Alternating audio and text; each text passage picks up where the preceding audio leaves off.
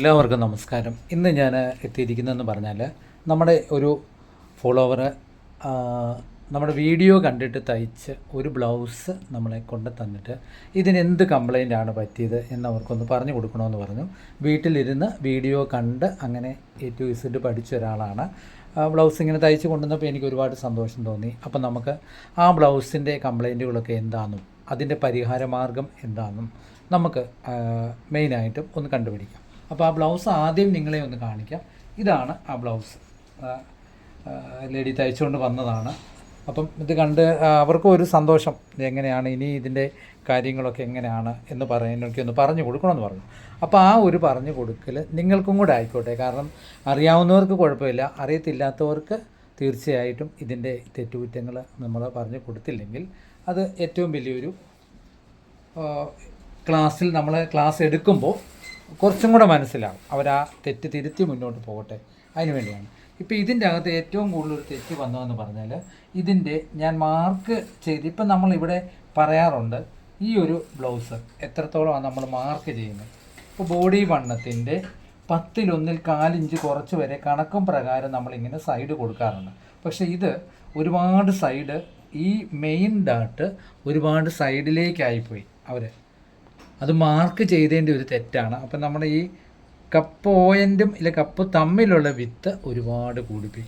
അപ്പോൾ എന്താ പറ്റിയെന്ന് പറഞ്ഞാൽ ഇതുകൊണ്ടാണ് നമ്മുടെ ഈ റിഗാളിൻ്റെ ഡാട്ടും ഈ സെൻറ്ററിലെ ഡാട്ടും ഒരുപാട് കൂടിപ്പോയി. അപ്പോൾ ഇത് സൈഡിലോട്ടായിപ്പോയി ഈ ഡാട്ട്. അപ്പോൾ ഒരു കാരണവശാലും സൈഡിലോട്ട് വന്നാൽ നമ്മുടെ കപ്പ് ഭാഗം ശരിയാകില്ല. അത് മാർക്ക് ചെയ്തതിൽ വന്നൊരു തെറ്റാണ്. അത് പ്രത്യേകം നിങ്ങളെല്ലാവരും ശ്രദ്ധിക്കുക.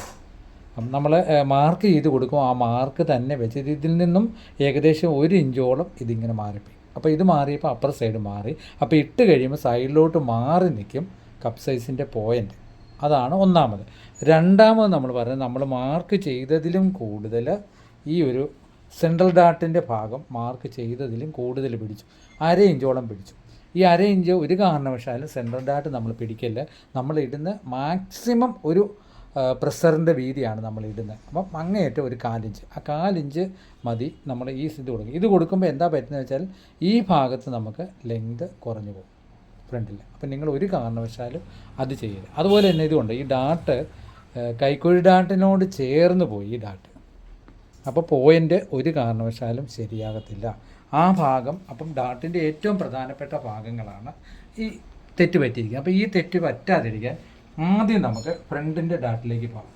അപ്പം ഇതാണ് ഫ്രണ്ട് ഡാട്ട്. ഫ്രണ്ട് നമ്മളുടെ സ്കെച്ച് ഇതാണ്. അപ്പം ഇങ്ങനൊരു സ്കെച്ച് വരുവാണെങ്കിൽ അപ്പം അതെങ്ങനെയാണ് നമ്മൾ മാർക്ക് ചെയ്ത് സ്റ്റിച്ച് ചെയ്യാൻ തുടങ്ങുന്നതെന്ന് പ്രത്യേകം തോന്നും. ഇത്രയും വലിയൊരു ബ്ലൗസിന് പോലും നമ്മൾ കൊടുത്തിരിക്കുന്നത് ഇതിവിടെ എത്രയാണ്, 3.25 ഇഞ്ചാണ്. അപ്പം ഇത് എത്ര ഇഞ്ച് വണ്ണമുള്ളതാണ്? ഇത് മിനിമം 40 ഇഞ്ച് വണ്ണമുള്ള ഒരു ബ്ലൗസിന് പോലും നമ്മൾ കൊടുത്തിരിക്കുന്നത് തീർന്ന് കിട്ടുന്ന 3.5 ഇഞ്ചേ ഉള്ളൂ. അപ്പം 3.5 ഇഞ്ച് ക്രോസ് ആയിട്ട് പിടിക്കുമ്പോൾ 3.25 അടുത്ത് പോയിൻ്റ് വരുള്ളൂ. 6.5 ഇഞ്ച് അങ്ങേറ്റ് 7 ഇഞ്ചേ വരുള്ളൂ ഈ ഡാട്ടുകൾ തമ്മിലുള്ള വ്യത്യാസം. അത് അതിനേക്കാൾ കൂടിപ്പോയി. 31 ഇഞ്ച് വണ്ണമുള്ള ബ്ലൗസാണെന്നാണ് പറഞ്ഞത്, പക്ഷേ അതിൻ്റെ ഇത് 3.25 വന്നു. അപ്പോൾ എത്രത്തോളം ഈ ബ്ലൗസ് ഇങ്ങനെ കയറി നിൽക്കുന്നു എന്ന് നിങ്ങൾ ചിന്തിച്ചോണം. അപ്പോൾ ഇങ്ങനെയുള്ള ബ്ലൗസുകൾ വരുമ്പോൾ നമ്മൾ ആദ്യം ചെയ്യേണ്ടത്, ഇതുപോലെ ഒരു ട്വയിൻ സൂചി എടുത്തിട്ട് ഈ സൂചി ഇങ്ങനെ കുത്തിപ്പിടിക്കും. ഇങ്ങനെ ഇതിലൂടെ സെൻറ്റർ മാർക്ക് ചെയ്യണം. ഈ സെൻറ്റർ ഇത് മാർക്ക് ചെയ്തിട്ട് ചെയ്യുന്നതെന്ന് പറഞ്ഞാൽ, മാർക്ക് ചെയ്ത് നിങ്ങൾ ചോക്കിന് മാർക്ക് ചെയ്യുന്നതിലും എളുപ്പം ഇതിങ്ങനെ കുത്തി നിർത്തുക. എന്നിട്ട് ഈ തുണികൾ തമ്മിൽ ഇങ്ങനെയൊന്ന് നമ്മൾ പരസ്പരം ഇങ്ങനെ വലിക്കുക. ഇത് തമ്മിൽ ഇതിനെ ഫ്രണ്ടിൽ പിടിക്കുക, ഇങ്ങനെ വലിക്കുമ്പം കൃത്യമായി തന്നെ ഈ പോയിൻ്റ് നിങ്ങൾക്ക് വരും. അപ്പം ഇതെന്താണ്, ഈ പോയിൻ്റ് എടുത്ത് ഇവിടെ തന്നെ ഇങ്ങനെ മാറും. എന്നിട്ട് നിങ്ങൾക്ക് മെഷീൻ ബാലൻസ് കുറവുള്ളവരാണ് ഇങ്ങനൊന്ന് മാർക്ക് ചെയ്തോ. ഇങ്ങനെ മാർക്ക് ചെയ്യുവാണെങ്കിൽ ഈ സൈഡ് നിങ്ങൾക്ക് പോയിൻ്റ് ഇങ്ങനെ വെച്ച് വയ്ക്കാം. അപ്പോൾ കൃത്യമായി തന്നെ ഈ പോയിൻ്റ് കിട്ടും. ഇതിൻ്റെയും ഈ പോയിൻ്റ് കിട്ടും. സൂചി എടുക്കുന്നു, ഇതുപോലെ പോയിൻ്റ് ചെയ്യും. അപ്പോൾ നമ്മൾ ഇങ്ങനെ ഇടുന്നു, ഇട്ടിട്ട് സൂചി ഇങ്ങനെ കുത്തിപ്പിടിക്കും. ഇങ്ങനെ കുത്തിപ്പിടിച്ചിട്ട് തുണി ഇങ്ങനെ നമുക്ക് ഈ സൂചിയിൽ കൈ പിടിച്ചുകൊണ്ട് ഇങ്ങനെ വലിക്കാം. ചെറുതായിട്ട് ഇങ്ങനെ രണ്ടും വലിച്ചാൽ ഒരു കാരണവശാലും ഈ പോയിൻ്റ്. അപ്പം നിങ്ങൾ എന്ത് ചെയ്യുന്നത് വെച്ചാൽ ഈ ഡാട്ട് പരസ്പരം എല്ലാം ഇതുപോലെ തന്നെ നമ്മൾ മാർക്ക് ചെയ്യണം. ഇങ്ങനെ കുത്തി മാർക്ക് ചെയ്യണം, ഇതിങ്ങനെയും കുത്തി മാർക്ക് ചെയ്യണം. ഒരു കാരണവശാലും ഡാട്ടിൻ്റെ പോയിൻ്റ് മാറരുത്. ഇവിടെയാണ് ഇങ്ങനെ കുത്തി പഠിച്ചുകൊണ്ടിരിക്കുക, ഇങ്ങനെ മാർക്ക് ചെയ്യുന്നു. ഇവിടെയും കുത്തിയിട്ട് ഇങ്ങനെ മാർക്ക് ചെയ്യണം, ഇങ്ങനെ. അപ്പം ഇതിന് സാധാരണ നമ്മുടെ നല്ല സ്റ്റിച്ചിങ് ആണ് മെഷീനെങ്കിൽ ഒരു സ്റ്റിച്ച് കൊടുത്താൽ മതി. ഒറ്റ സ്റ്റിച്ച് കൊടുത്തിട്ട് നമുക്ക് വേണമെങ്കിലും ചെയ്യാം. 2 സ്റ്റിച്ച് ചെയ്യേണ്ട കാര്യമില്ല. മെഷീൻ്റെ കാണി നന്നായിട്ട് ഇറക്കുക. അങ്ങനെ തയ്ച്ച് ഇറക്കുമ്പോൾ നമ്മളൊരു 1/2 ഇഞ്ചോ 1 ഇഞ്ചോ തയ്യൽ തുമ്പ് ഇങ്ങനെ ഇടുക. ഇട്ടിട്ട് കൈകൊണ്ട് ഇതൊന്ന് ചുമ്മാ ഇങ്ങനെ പിരിച്ചു കൊടുത്താൽ മതി. ഒരു കാരണവശാലും മെഷീൻ്റെ ഇത് പൊട്ടിപ്പോകത്തില്ല. 2 സ്റ്റിച്ച് ചെയ്യുന്നതുകൊണ്ട് കുഴപ്പമില്ല. അപ്പോൾ ഒരു സ്റ്റിച്ചിൻ്റെ മുകളിൽ തന്നെ അടുത്ത സ്റ്റിച്ച് വരണം, മാറിപ്പോകാൻ പാടില്ല. അത് പ്രത്യേകം ഓർക്കുക. അപ്പോൾ ഈ ഡാട്ട് മാർക്ക് ചെയ്യുന്നതും ഡാട്ടിൻ്റെ തുമ്പും സ്റ്റിച്ചും എങ്ങനെയാണെന്നുള്ള കാര്യം പ്രത്യേകം നിങ്ങൾ ചിന്തിച്ചോണം. അങ്ങനെ തന്നെ മുന്നോട്ട് പോവുക. ഇനി അടുത്തത് നമുക്ക് നോക്കാം. അടുത്തത് നിങ്ങൾ എന്താ ചെയ്യുന്നത് പറഞ്ഞാൽ ഈ ബെൽറ്റ് പിടിപ്പിക്കും. ബെൽറ്റിൻ്റെ ഭാഗത്ത് തുമ്പ് ഒരു കാരണവശാലും കൂടരുത്.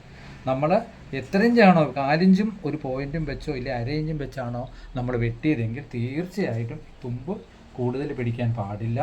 തീർച്ചയായിട്ടും നിങ്ങൾ 1/2 ഇഞ്ച് തന്നെ അല്ലെ 4 ഇഞ്ച് ഒരു പോയിൻ്റാണ്, ആ പോയിൻ്റ് തമ്മിൽ തുമ്പ് പിടിക്കണം. പിന്നെ അതുപോലെ തന്നെ ഈ 4-ൽ 1 മാർക്ക് ചെയ്തത് കൂടിപ്പോയെങ്കിലും നമുക്ക് പ്രശ്നം. ഈ യോക്കിൻ്റെ വണ്ണം നമ്മൾ അളക്കുമ്പം 26 ഇഞ്ചാണ് വേസ്റ്റെങ്കിൽ അത് 4ആയിട്ട് ഭാഗിച്ച് കൃത്യമായിട്ട് വിടണം. അതിൻ്റെ കാര്യം എന്തെന്ന് പറഞ്ഞാൽ കാണിച്ചു തരാം. ഈ ഫ്രണ്ട് നമുക്ക് കൂടിപ്പോയാലും പ്രശ്നം, ഈ നെക്ക് ഇങ്ങനെ വലിഞ്ഞു പോകും. ഫ്രണ്ട് കുറഞ്ഞു പോയി ബാക്ക് പീസ് കൂടിപ്പോയി ഫ്രണ്ടിലോട്ട് കയറി വരുവാണെങ്കിൽ ഇതിങ്ങനെ വന്നാൽ ഈ നെക്കിൻ്റെ ഭാഗത്ത് ചുളിവ് വരും. അത് കറക്റ്റായിട്ട് നിൽക്കണേ എന്ത് ചെയ്യണം, ഇത് കൃത്യമായി തന്നെ നമ്മൾ മാർക്ക് ചെയ്യണം. ഇത് തമ്മിലുള്ള വ്യത്യാസം ഒരു കാരണവശാലും വരാൻ പാടില്ല. ഇങ്ങനെയുള്ള വ്യത്യാസങ്ങൾ വരാൻ പാടില്ല. ഇത് കൃത്യമായി തന്നെ നിങ്ങൾ എന്ത് ചെയ്യണം, ഒരു പെൻസിലിന് കുത്തി മാർക്ക് ചെയ്യണം. ഇതുപോലൊരു പെൻസിൽ എടുത്തിട്ട് സൈഡ് നമ്മൾ ഇങ്ങനെ അളക്കുന്നു. സൈഡ് കൂട്ടുന്നതിന് മുന്നേ നിങ്ങളിങ്ങനെ അളന്നിട്ട് 30 ഇഞ്ചാണെങ്കിൽ അതിൻ്റെ 4-1 7.5 ഈ ഭാഗത്തിടണം. ഈ ഭാഗത്ത് ഇങ്ങനെ കുത്തി വെച്ചതിന് ശേഷമുള്ളൂ ബാഗും ഫ്രണ്ടും തമ്മിൽ കൂട്ടാവുള്ളൂ. ഒരു കാരണവശാലും അത് സ്പീഡ് ചെയ്യില്ല. അങ്ങനെ നമ്മൾ ബാഗ് 1 ഇഞ്ച് കൂടിപ്പോയാലും ഫ്രണ്ട് 1 ഇഞ്ച് കൂടിപ്പോയാലും നമ്മുടെ മെയിൻ ഡാട്ടിൻ്റെ ഭാഗത്ത് ചുളിവിനെ കൃത്യമായി തന്നെ ബാധിക്കും. ആ കാര്യം പ്രത്യേകം ഓർത്തോണം.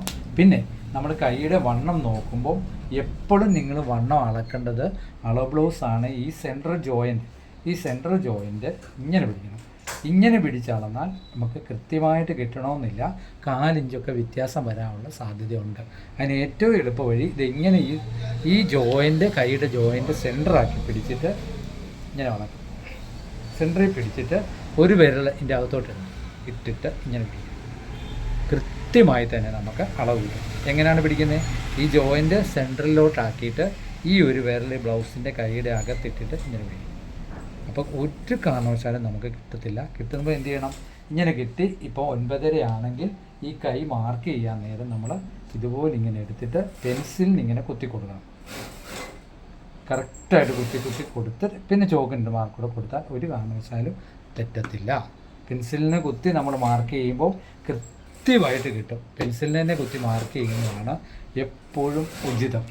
അപ്പം അത് അങ്ങനെ ഇരിക്കുന്നു. പിന്നെ കൈഭാഗത്തെ ഇത് നമുക്ക് നോക്കാം. കൈയുടെ ഭാഗത്ത് തുമ്പ് പിടിച്ചിരിക്കുന്നത് വലിയ കുഴപ്പമില്ല, കറക്റ്റായിട്ട് തന്നെ പിടിച്ചിട്ടുണ്ട്.